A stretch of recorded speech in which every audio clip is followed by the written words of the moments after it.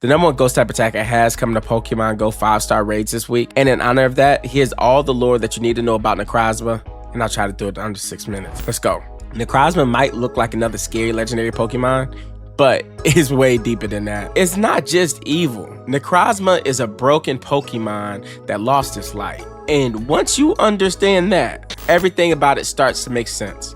Necrozma was introduced in Pokemon Sun and Moon as a mysterious legendary Pokemon connected to Ultra Space. At first, it feels like the dark crystal monster just appears out of nowhere. But in Ultra Sun and in Ultra Moon, we learned that Necrozma is tied to one of the darkest stories in Pokemon lore.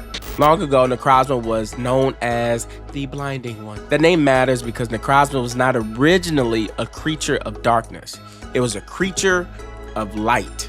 Necrozma once had a powerful shining form, and its light was so strong that it could illuminate entire worlds. But something happened. Necrozma lost that light. Its body became broken, black, and jagged, almost like shattered crystals. That is why its regular form looks incomplete. It doesn't look like a normal legendary Pokemon. It looks damaged. And because he lost its own light, it started to search for light anywhere it could find it.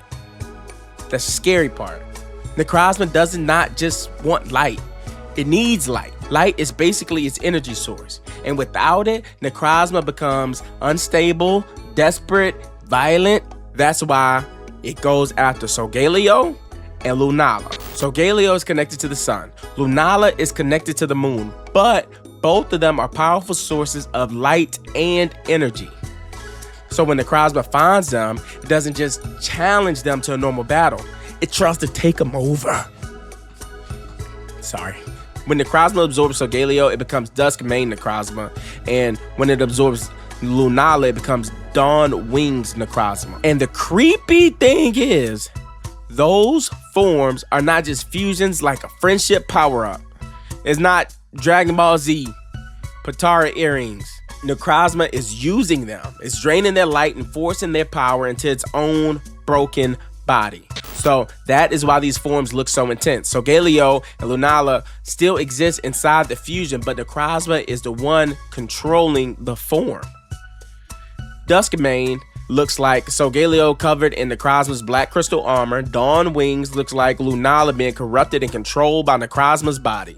It feels less like an evolution and more like a possession. But those forms still are not Necrozma's true final power. Necrozma's true form is Ultra Necrozma. And Ultra Necrozma is one of the most insane transformations in Pokemon history. When Necrozma absorbs enough light, it becomes a massive dragon-like being made of pure light energy.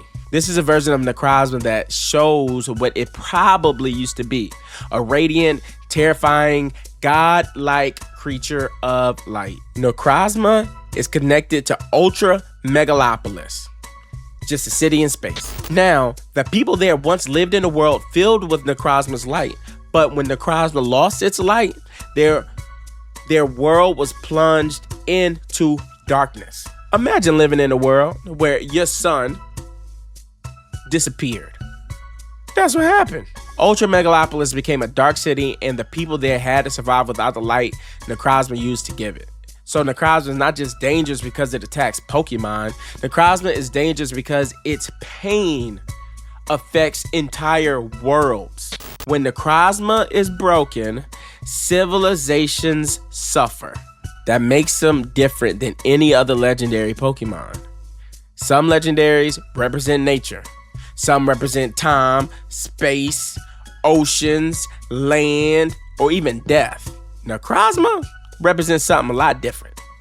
Necrozma represents what happens when something was supposed to bring light becomes corrupted into darkness. Even its name sounds like darkness. Necro sounds like death. Prism is connected to light. Necrozma. So Necrozma's whole identity is built around that contrast. Lightness, darkness, power, pain, creation, destruction. Necrozma Shiny is one of those shinies people actually care about because it changes the energy of the design. But the lore makes the Pokemon Go version feel even cooler.